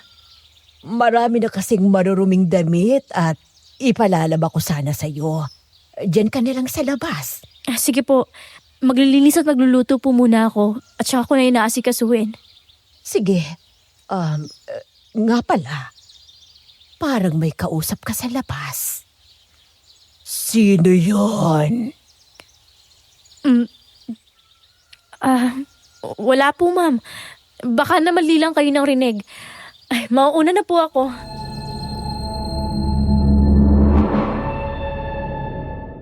Malakas ang kabog ng dibdib ko pagpasok ko sa loob ng kwarto ko. Agad akong umupo sa gilid ng kama. Iniisip ko kung nahuli niya kaya si nanay sa labas. Oo nga't galit at masama ang loob ko. Pero nanay ko pa rin siya at mahal ko siya. Ayokong magalit sa kanya ang mga amo ko dahil may usapan sila. Huminga ako ng malalim. Akma po akong papasok sa loob ng banyo na biglang umalingasaw sa loob ang isang napakabaho at malansang amoy. Nagtakip muna ako ng bibig at naalala ko nangyari kagabi. Ganitong-ganito rin ang amoy ng aswang na sumugod sa akin. Malansa, mabaho. Kaya naging alerto ako agad, Miss Ligaya. Kinuha ko ang lampshade sa mesita at itinaas yon sa ere. Napatili ako sa gulat nang biglang may kumatok sa pinto ng kwarto ko.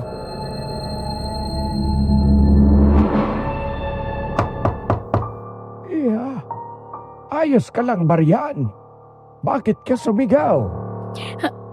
Ayos lang po ako. Nagulat lang. Bakit po? Naamoy niyo po ba yun? Malansa at mabaho. Eh wala naman, Iha. Baka may patay na namang daga sa kisame. Huwag kang mag-alala. Sa iba ko papatindahan para di ka mandiri. Pakisama nga pala ito sa lalaban mo mamaya. Nasa laundry area na yung maruruming damit. Sige po. Akmang isasarado ko na ang pinto nang mapansin ko ang bumabakat na itim na kulay sa damit ni Sir Roberto. Sir? Ano po yan? Dugo? Ha? Alin? Ayan po. Ay, wala ito, Iha. Nasugatan lamang ako ng mga aso ako kagabi. Nangaso? Oo. Sige. Una na ako.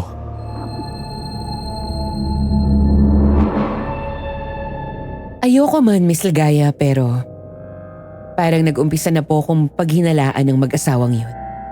Siguro ay kukuha muna ako ng sapat na ebidensya bago gumawa ng mga susunod na hakbang. Kailangan ko muna makasigurado. Kinalma ko po ang sarili ko para magawa ko ang trabaho ng maayos. Lumipas ang oras at ang magtanghalian ay nag-umpisa na rin akong maglaba. Nasa labas ako at abala sa pagkusot ng mga damit. Sinigurado ko munang may luto ng pagkain bago ako maglaba para kung magutom si Ma'am at Sir ay may kakainin na sila. Sa sobrang abala ko ay hindi ko na namalayang madilim na pala. Hinihingal ako nagsasampay habang hinihintay matapos umikot ang mga damit na nasa washing machine. Umupo ulit ako sa bangkito para palitan ng huling mga damit na binabanlawan ko, Miss Ligaya. Mas marami po kasi ang damit ngayon kesa nung nakaraan kaya medyo tumagal ako. Pero napahinto ako sa pagkusot nang may mainit at malagkit na likidong bumagsak sa braso ko. Nagsalubong ang kilay ko at itinaas yun. Inamoy ko't naduwal pa ako ng maamoy na mabaho ito. Agad kong hinugasan yun pero nang ingat ko sa tubig ay may sunod-sunod na namang pumatak. Nag-angat ako ng tingin at nakita kong aswang na sumugod sa akin kagabi na nakadikit sa pader.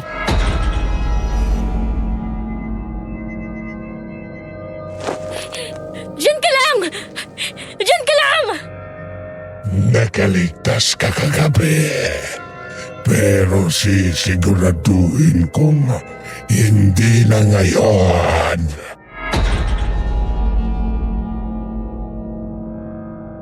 Para akong natuod sa pwesto ko nang tumalo ng aswang dahilan para matapon ng tubig sa batya. Huli na para umiwas dahil nahawakan na niya na mahigpit ang aking liig. Kinapos ako ng hininga, Miss Ligaya. Pero para po makatakas. Kinapa ko ang gilid ko at nang mahawakan ng isang matigas na bagay ay agad ko yung inahampas sa ulo ng aswang. Malakas itong sumigaw at nabitawan niya ako. Kaya naman nagawa kong gumapang palayo roon. Nanginginig ang mga tuhod kong tumayo at nagtatakbo ko papunta sa tubuhan. Nagtago ako sa gilid dahil naririnig kong nakasunod ito sa akin. Hindi ka makakatakas sa akin! Hindi ka makakatakas! Nanginginig po ako sa takot lalo pat ako lang mag-isa rito. Kung mauhuli at mapapatay niya ako, baka walang makakakita sa akin. Anong akala mo? Makakapagtago ka sa akin? Bitawan mo ako! Hindi ako makahinga! Tulong! Walang tutulong sa'yo.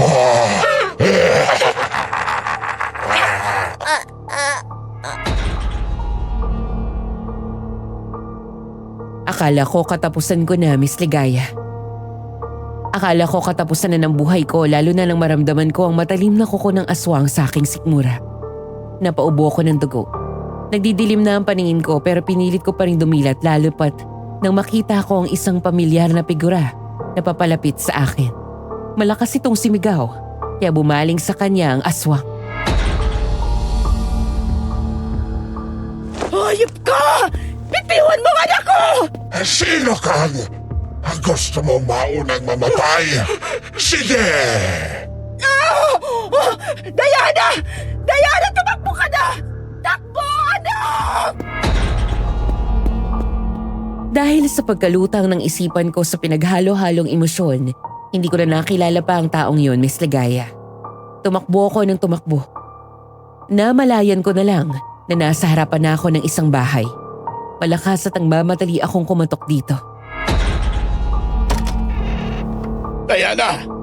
Anong ginagawa mo? Anong nangyari sa iyo? Mang Crisanto! Ang huli ko pong naalala ay ang pagbagsak ng katawan ko sa braso ng matanda. Ang mga sumunod na nangyari habang tulog ako ay ikukwento ko na po base sa mga nangyari nung tulog ako.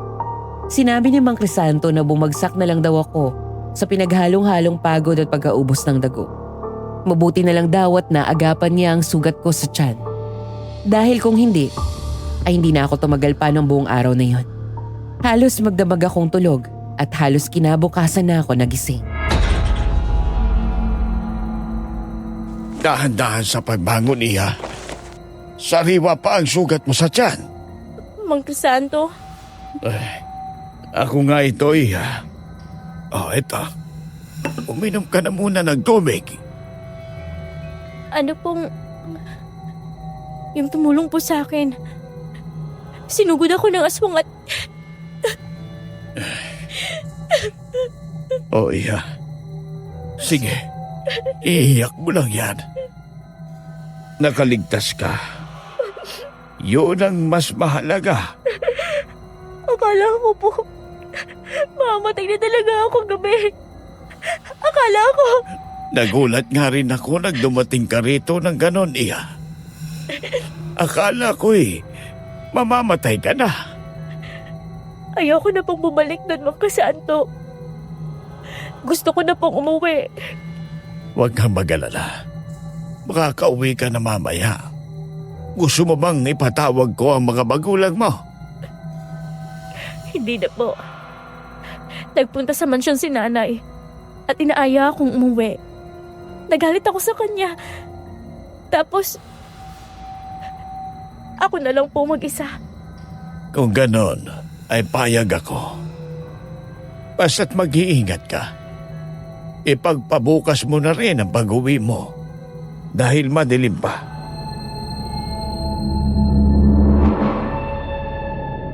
Nakinig po ako sa lahat ng sinabing yon ni Mang Crisanto, Miss Ligaya. Pinalipas kong muli ang magdamag bago ako umuwi sa bahay namin.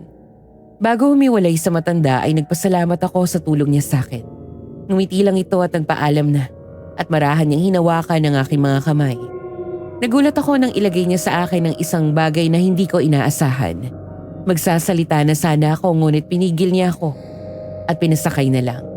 Naiiyak akong yumakap sa kanya bago tuluyang umalis. Habang nasa biyahe pa uwi, ay kinakabahan na ako, Miss Ligaya. Hindi ko alam kung ano ang sasabihin at gagawin sa akin ni nanay. Hinahanda ko na ang aking sarili.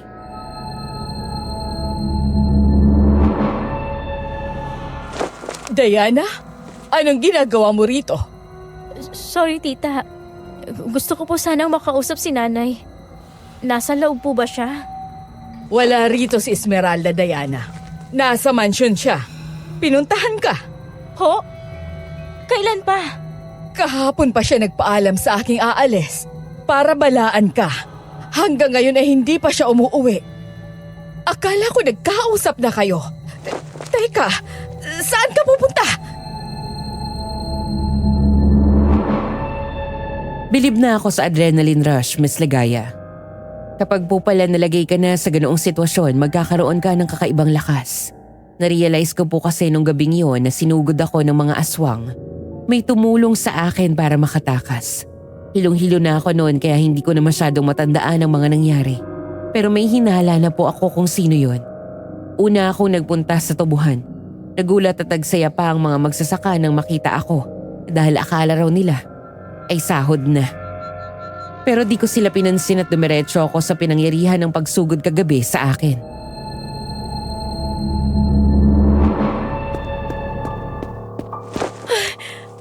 Wala nang dugo. Walang... Katulad nung nakaraang gabi. Malinis. Diana, anong ginagawa mo rito? Akala ko umuwi ka na sa inyo. Mang Crisanto, ang nanay ko. Siya yata yung babaeng nakita. Nakita ko ang nanay mong papunta sa mansyon kanina. Binati ko pero hindi naman ako nilingon. Ho? Mauna na ho ako. Hoy, huminto ka muna, Diana. Huwag mong sasabihing babalik ka pa sa bahay na yon matapos ang nangyari sa'yo kagabi. Hindi ka na nila patatakasin ngayon. Wala ho akong pakialam, Mang Crisanto. Nandoon ang nanay ko. Baka kung ano mangyari sa kanya. Hindi man ho siya naging mabuti sa akin, pero nanay ko pa rin siya. Kailangan pa siya ng mga kapatid ko. Iya. Mauuna na po ako, Mang Crisanto. Kailangan ko pong masiguradong ligtas ang nanay ko. Tinalikuran ko na po si Mang Crisanto at naglakad ako papunta sa mansyon. Mabilis at mabigat ang bawat hakbang ko. Hindi na ako kumatok at basta nalang binuksan ang pinto. Naabutan ko ang mag-asawang kalmadong nakaupo sa may sala. Nagbabasa ng libro at umiinom ng tsaa. Seryoso akong naglakad papunta sa harapan nila.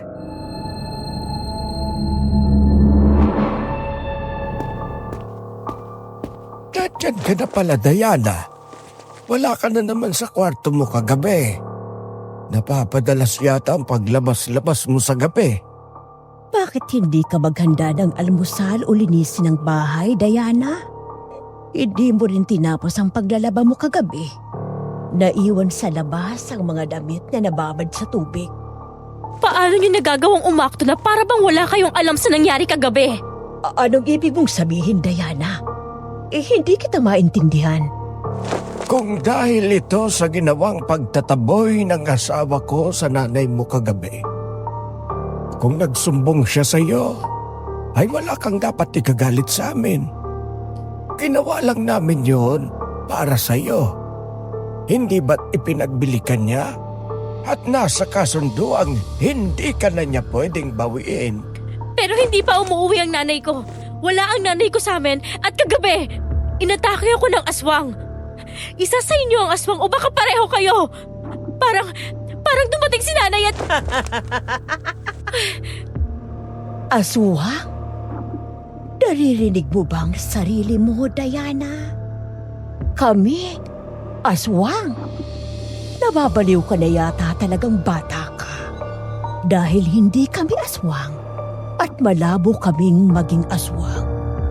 Isa pa, naniniwala ka sa nanay mong nagawa ka ngang ibenta? Sinabi sa akin ni Mang Crisanto ang lahat. Lahat. Kaya pwede ba? Ilabas na lang ninyo ang nanay ko. Naniniwala ka sa isang yon, Diana? Hindi ba't matagal ka na niyang pinapalayas dito sa bahay? Isa pa, nababaliw na si Crisanto. Simula nang mawala ang anak niyang si Cristal, ay nasiraan na ng bait. Sinabi niyang nagtrabaho dito ang anak niya. Oo, isang buwan. Isang buwang nagtrabaho ang anak niya sa amin. May nakilala itong lalaki na nagtatrabaho sa tubuhan. Dito ang naging tagpuan nila sa bahay dahil marahas na tatay si Crisanto. Nang makuha ng bata yung sweldo niya, ay sumama siya sa lalaki para makalayo sa tatay niyang baliw. Pero sinabi ni Mang Crisanto na... Tama na, Diana.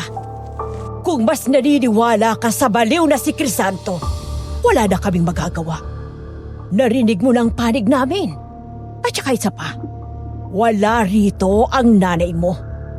Umalis na siguro at naghahanap na naman ng pera dahil hindi kaya maibibenta sa ibang may kayang pamilya sa probinsya.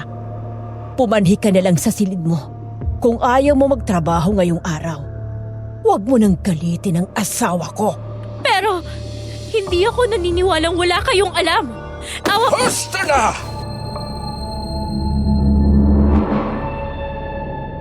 Napatigil ako sa pagsasalita sa takot at gulat dahil sa pagsigaw na iyon ni Sir Roberto. Naluluha akong tumingin sa kanya.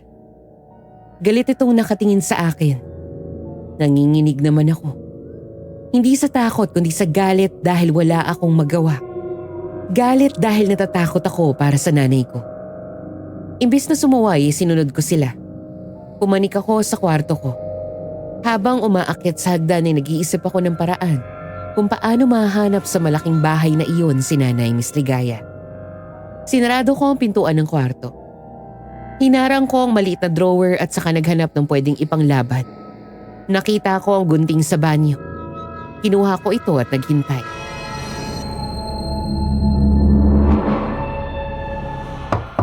Iha, gising ka ba? Bakit ako hinahanap ni Sir Roberto? Nang ganitong oras? Roberto, halika na. Hayaan mo muna siyang mag-isip-isip mag-isa. Pero kailangan niyang malaman ang totoo. Malalaman niya rin. Tayo na. Anong totoo? Diana, kung gusto mong makausap kami ay nasa labas lang kami. Maaari ka nang lumabas kahit gabi.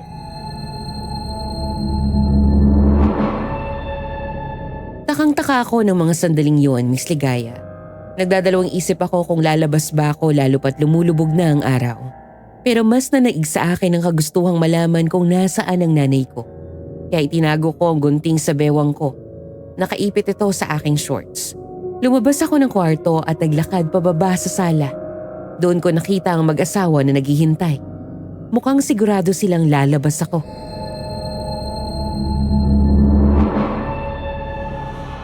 Bakit kumakatok kayo sa kwarto ko?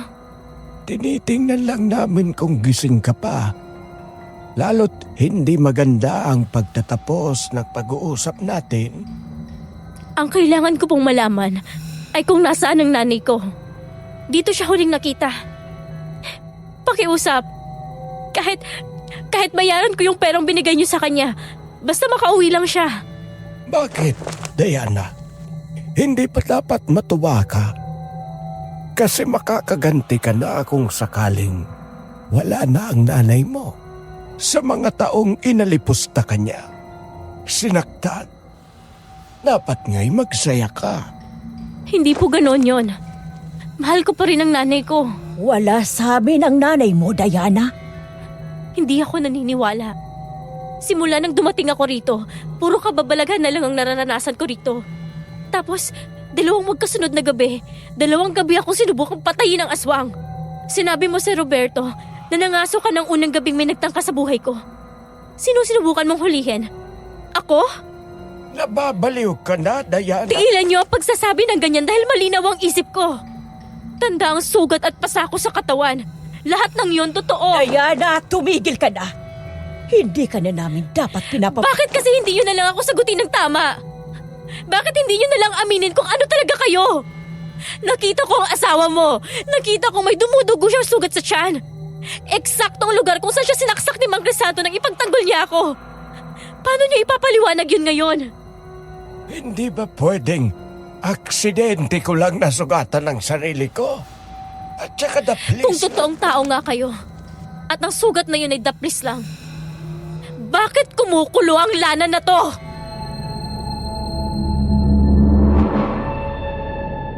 Nang ilabas ko sa bulsa ko ang lanang kumukulo na ipinabaon sa akin ni Mang Crisanto, ay nagulat silang dalawa. Malakas ang pagkulo nun at mukhang hindi nila inaasahang may ganun ako.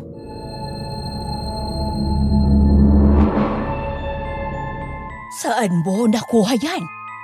At bakit ka may ganyan? Hindi na po mahalaga kung kanino ko to nakuha o kung saan. Ang importanteng tanong ay kung bakit ako kumukulong ngayong nandito ako malapit sa inyo. Sabi ng nagbigay sa akin, kukulo lang to kapag aswang ang kausap ko. Ibig sabihin ay aswang kayo! Diana, hindi ka na dapat nagsalita pa. Sana pinilit mo na lang na makaalis ka dito. Nasaan ang nanay ko?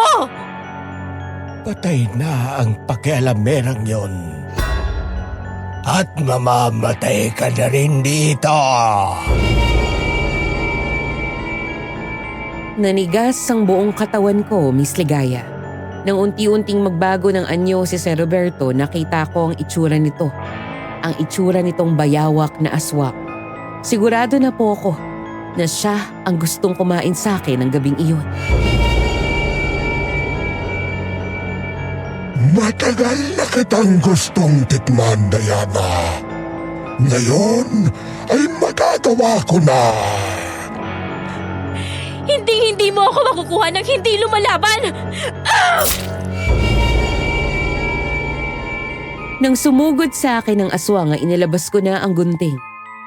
Umiwas ako sa akmang pagsugod nito sa akin at saka ko inipon ng puwersa sa katawan ko at sinaksak ang siya ng aswang. Umangil ito sa sakit at saka muling umatake. Samantalang si Ma'am Cynthia ay nakaupo at mariing nanunood sa amin. Huwag ka nang manlaban ni Iha. Ihain mo na lang ang sarili mo sa amin. Sisiguraduhin kong mabilis na kamatayan ang makukuha mo. Ano ako, baliw? Hindi ako magpapakain sa inyo! Ay, mamamatay ka! Mamamatay ka! Mauuna ka! Alam ko, Miss Ligaya, na hindi na ako pwedeng magpakampante ng sandaling yun. Kaya po nung mapagsunod-sunod ko ang saksa kay Sir Roberto, ay agad akong tumakbo papunta sa kusina at lumabas ng bahay. Tumakbo ko papunta sa bahay ng taong alam kong makakatulong sa akin. Kahit na nasa labas ako ay naririnig ko pa rin ang mga angil at talulong ng aswang kaya mas binilisan ko pa ang pagkilos. Panay ang lingon ko sa likod para tingnan kung nakasunod ba sila sa akin. At gano'n na lang ang gulat ko nang biglang may humawak sa braso ko. Tumili ako at akmang sasaksakin ito nang makapagsalita siya agad.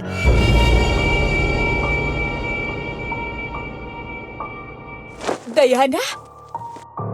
Ako to! Tita! Ano ginagawa mo rito? Gabi na, Diana. At wala pa rin ang nanay mo. Hindi ako mapakali sa bahay kaya sumunod na ako sa inyo. Nasaan si Esmeralda? Bakit ganyan ang itsura mo? Puro ka dugo.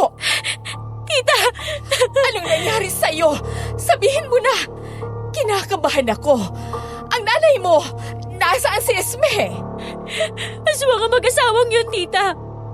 Nasa kanila si nanay at ayaw sabihin sa akin kung nasan siya. Nilabanan ko ang isa sa aswang. Nasugatan ko pero kailangan na nating umalis! Saan tayo pupunta? Sa ligtas na lugar! Doon ko na ipapaliwanag ang lahat!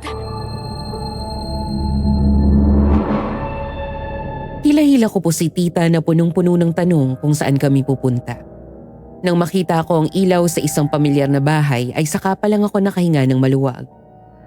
Hindi ko na kinailangan pang kumatok nang makalapit kami sa pinto dahil kusa na itong binuksan ni Mang Crisanto na seryoso ang itsura.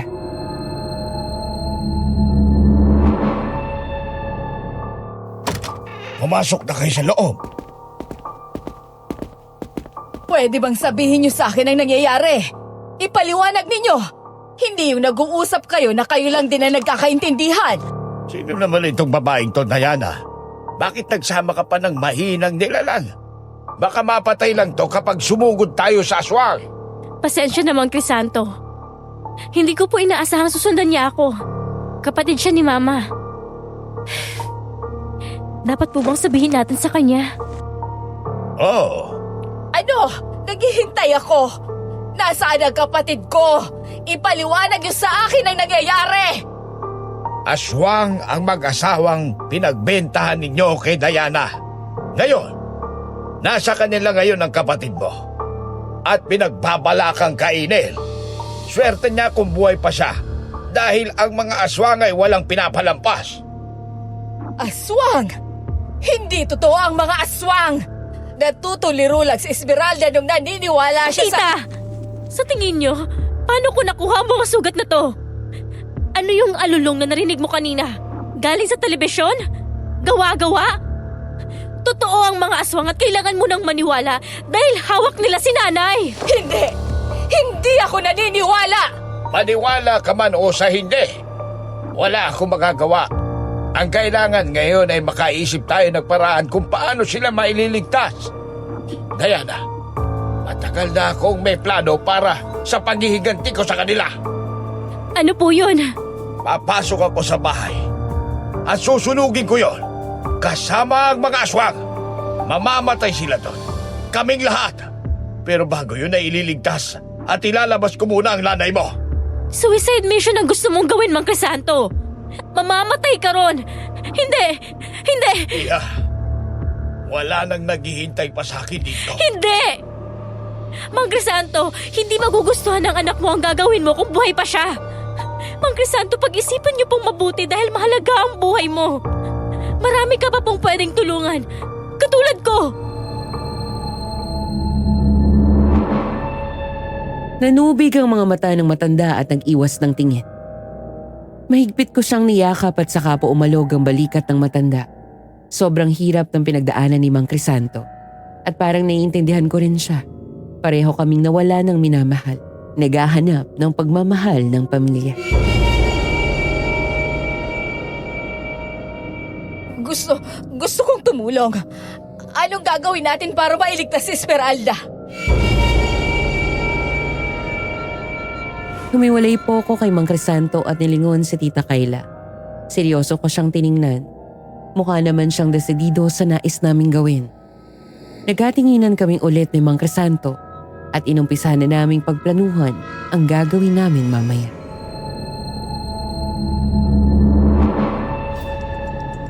Roberto! Cynthia! Lumabas kayo riyan! Napakalakas talaga ng loob mo, Iha. Nagawa mo pang bumalik dito? Nasaan ang nanay ko, Cynthia? Ibalik mo siya sa akin. Sigurado ako na nasa inyo siya. Patay na siya! Pinatay ko siya ng gabing pinigilan niya ang dapat na pagpatay sa iyo! Hindi ako naniniwala. Kung ayaw mong maniwala, ito ang katibayan. Napasinghap ako nang ihagis nito ang isang bungo. Ayokong isipin yun ng nanay ko, Miss Ligaya, dahil napakasakit. Pero bago pa man ako makapag-react, ay biglang sumigaw si Tita Kayla sa pinagtataguan niya. At nang ligunin ko ito, ay nakita ko siyang patakbong nagpunta sa gawin nila Cynthia. Umatake ito at sinubukang sakta ng ginang.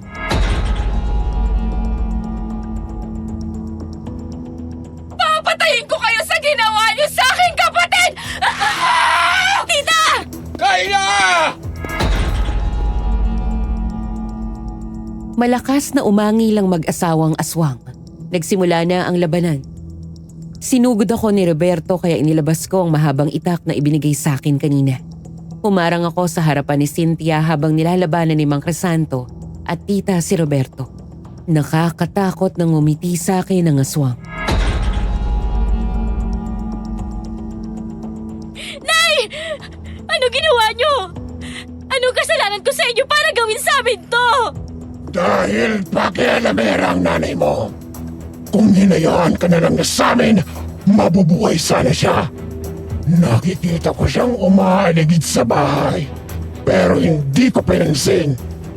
Pero ang masama sa ginawa niya, lumapit pa siya.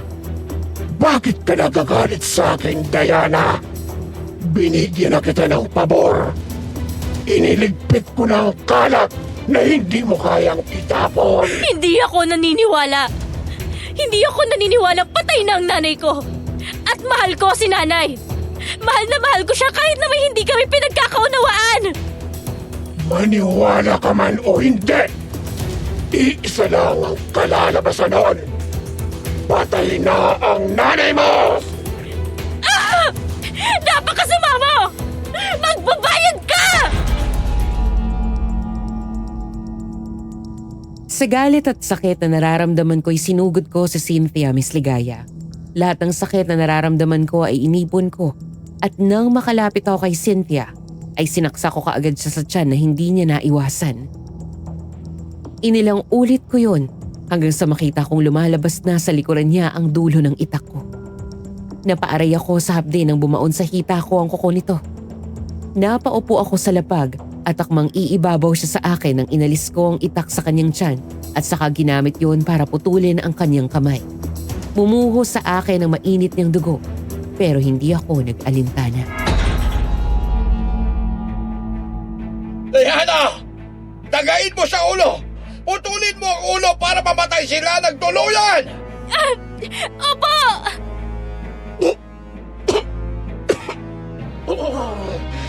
Hindi kayo mananalo! Mahihina kayong nilalang! Diyan ka nagkakamali, Cynthia! Dahil mananalo kami! Mahanap ko na ang nanay ko at magiging masaya ang pamilya namin! Samantalang kayo ni Roberto, uuurin kayo dito! Magbabayad kayo sa ginawa niyo sa kapatid ko! Papatayin kita! Hindi nyo na siya makikita!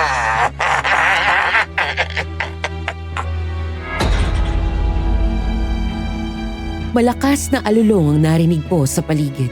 Nang tingnan ko si Mang Crisanto at tita ay nakita kong napaluhod na nila si Roberto. Putol ang ulo at gumugulong din yun papunta sa gawin namin. Ngumisi ako kay Cynthia na nangihina na rin sa lapag. Ulo! Para sa ulo! Pagkasabi ko noon ay itinaas kong muli ang aking itak at pinutol ang leeg niya. Gumulong ang ulo nito sa lupa papunta sa ulo ni Roberto. Bumagsak sa akin ang walang buhay na katawan nito. Napaubo ko at tinulak yon paalis sa katawan ko. Hinihingal akong tumayo at lumapit kina Mang Crisanto. Lugmok na lugmok ang itsura ni tita. Para siyang pinagbagsakan ng langit at lupa. Umiiyak itong tumingin sa akin. Ang nakakaawa kong kapatid. Nasaan si Esme? Patay na ba talaga siya? Hindi, tita. Hindi pwede. Tignan na natin sa loob ng bahay. Siguradong doon lang nila yon tinatago. Nasa loob! Saan natin nahanapin, Mang Crisanto? Wala namang kahit anong silid na pinagbabawalan akong pasukin. Wala akong nakitang kakaiba. Hindi nila ilalayo sa kanila ang pagkain nila. Hindi ka ba nagtataka kung saan galing ang mga karneng niluluto mo? Kinakatay nila yon. Ituro mo ang silid ng mag-asawa. Bakit doon? Dahil ang mga aswang na tulad nila ay gustong palaging nasa tabi ang pagkain. Hindi nila hahayaang makita mo yon. Kahit paano ay nagkaroon pa ako ng pag-asang makitang buhay ang nanay ko. Miss Ligaya, mabilis ko pong tinuro ang kwarto ni na Roberto at Cynthia. Pinihit ni Mang Crisanto ang doorknob at nakalakito. Nagkatinginan kami.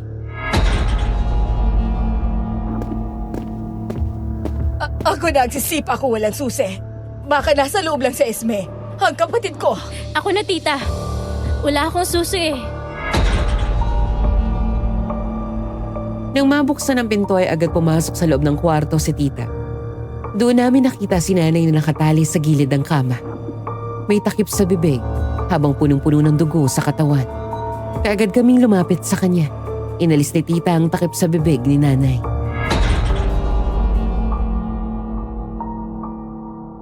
Esmeralda! Ate, tulungan mo ako. Eto na. May sakit pa sa'yo. Ano ba sakit? Esme, sabihin mo. Naiiyak akong nagtakip ng bibig. Para pong may naalis na kung anong mabigat na bagay sa dibdib ko nang makitang ligtas na si nanay. Naramdaman ko ang kamay ni Mang Crisanto sa likod ko. Ligtas na siya. Huwag ka na mag-alala, anak. Opo. Salamat, Mang Crisanto. Diana. Nay, Anak ko. Akala ko mamamatay ka na. Sorry kung hindi. Sorry sa nagawa ko, anak. Hindi ko. Hindi ko na po pinatapos pa kung ano man ang sasabihin ni nanay. Lumapit na po ako sa kanya at niyakap siya ng mahigpit. Noong unay wala itong ginawa pero sa huli ay ginantihan din naman po niya ako ng yakap at mas mahigpit ito. Hindi ko napigilan ang pag-iyak. Ganito pala kasarap ang yakap ng isang ina.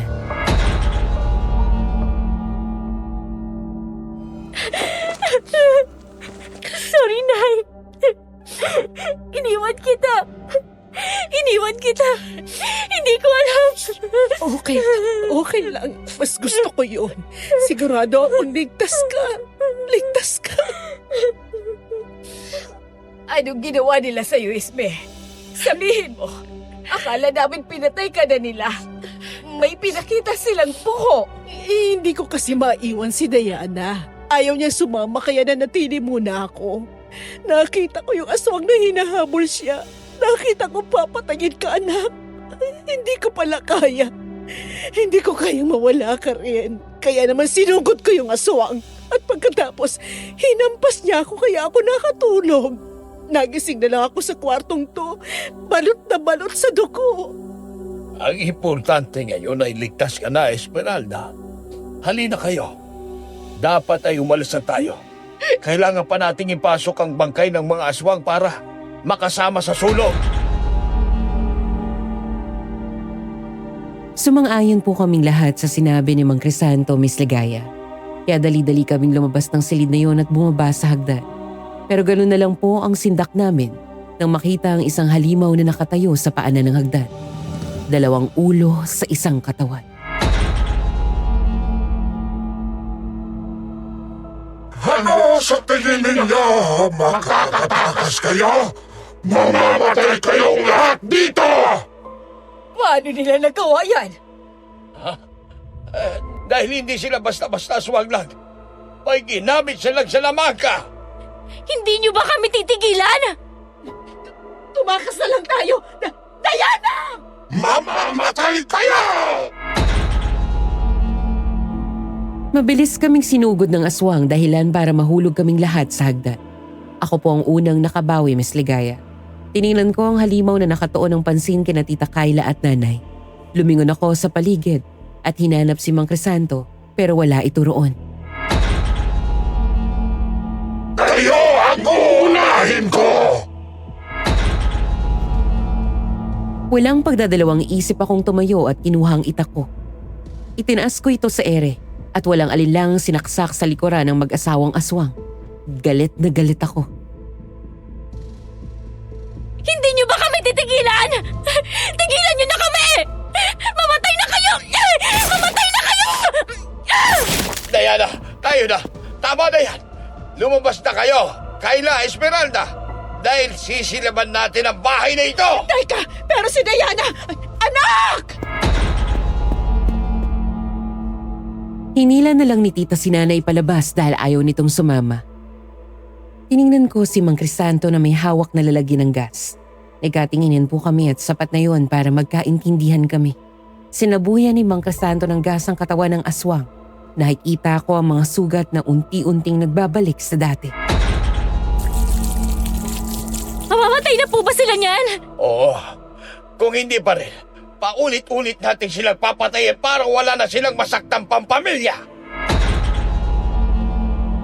Tinulungan ko si Mang Crisanto sa pagsaboy ng gas sa paligid at nagtagpo kami sa may pinto. May hawak na itong posporo. Matatapos na ang lahat. Nakaligtas po tayo!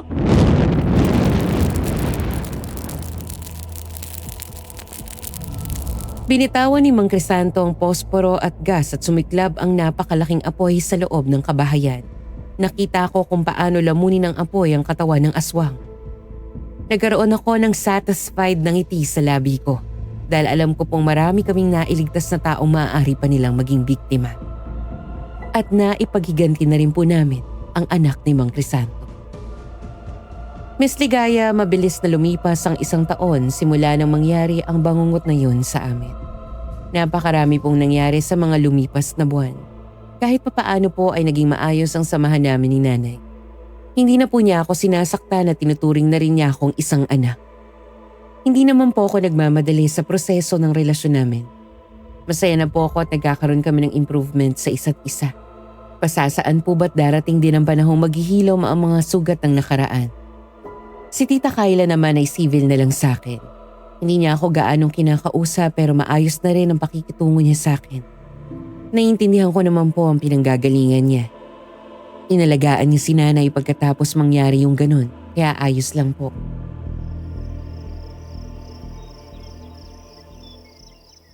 Oh, malilate na tayo niyan. Bakit kasi hindi na lang tayo mauna, Diana? Nay, maaga pa po. Huwag kayong mag-alala. Hindi tayo malilate sa graduation ko. Ay naku anak, mabuti na lang talaga at mabait si Mayor. Ano? Akalain mo yung mapili kang mapag-aral. Accelerated ka rin kaagad, kaya ayan. Ay, nakaka-proud ka, anak. Matamis kong nginitian si nanay at niyakap ng mahigpit. Tama rin po kayo na nababasa, Miss Ligaya. Nakapagtapos na po ako ng pag-aaral ng high school. Nilakad po kasi ni nanay ang pag-aaral ko para makahabol ako sa mga kaedad ko. Sa tulong ng mabait naming kapitbahay at kapitana, pati ni Mayor ay nakapag-aral ako sa isang eskwelahan sa aming lugar na tumatanggap ng mga katulad kong na-late na.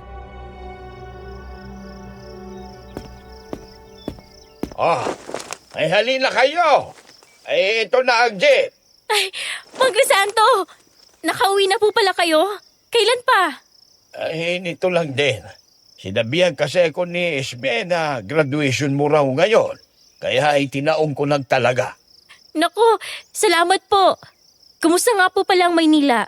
Okay naman po ba kayo sa bahay ng kapatid nyo? Abay, oo naman, Iha. Mabait sila sa akin doon.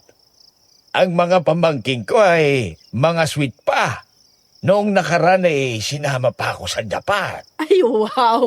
Mang Crisanto, ha? Ay, nasaan ang tsokolate galing Japan? Ay, nasa sasakyan. Ay, tara na muna mamaya ko na ibibigay sa inyo. Sandali.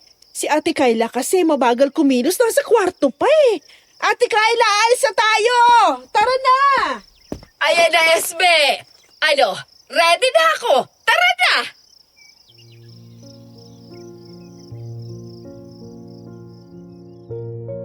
Natawa naman kaming lahat sa inakto ni tita.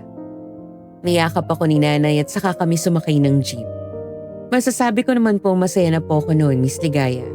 Kasama ko ang pamilya ko. Nakaligtas kami lalong-lalo na ako. Si Mang Crisanto ay unti-unti na rin nakakabangon mula sa dagok ng pagkamatay ng anak niya. Maayos na po lahat. Natutunan ko na rin pong mahalin ang sarili ko, Miss Ligaya. Napatawad ko na po ang sarili ko sa mga nangyari na hindi ko naman kasalanan. Mas mahalaga po pala ang mahal natin ang ating mga sarili. Pero mahalaga rin po ang kapatawaran na maaari nating ibigay sa mga tao. Dahil kapag nakapagpatawad ka, gagaan na ang lahat. Hindi man sa mabilisang paraan, pero pagdating ng araw. At hanggang dito na lang po ang kwento ko sa liham ko, Miss Ligaya. Maraming salamat po sa pagpili at pagbasa nito. At kung mabubunot man ninyo, sana po ay nagustuhan niyo at nakapulutan ng aral ng ating mga tagapakinig ang ating kwento ng aking tunay na buhay. Mag-iingat po kayo. Lubos na nagmamahal, Diana. Diana, kung mayayakap lang kita, bibigyan kita ng isang napakahigpit at mainit na yakap. Napakaganda ng liham na ibinigay ng ating sender ngayon. Humahanga ako sa katatagan at kalakasan niya.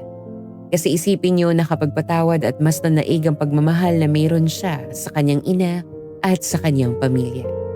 Hindi birong magpatawad lalo pa sa ganoong klaseng mga pangyayari. Kaya saludo ako sa busilak na puso mo, Diana. At sana hanggang sa ngayon ay masaya kayo ng pamilya mo. Sana magkilong na ang mga sugat ninyo. Hanggang sa susunod na kwento na ating pagsasaluan, hanggang sa muli.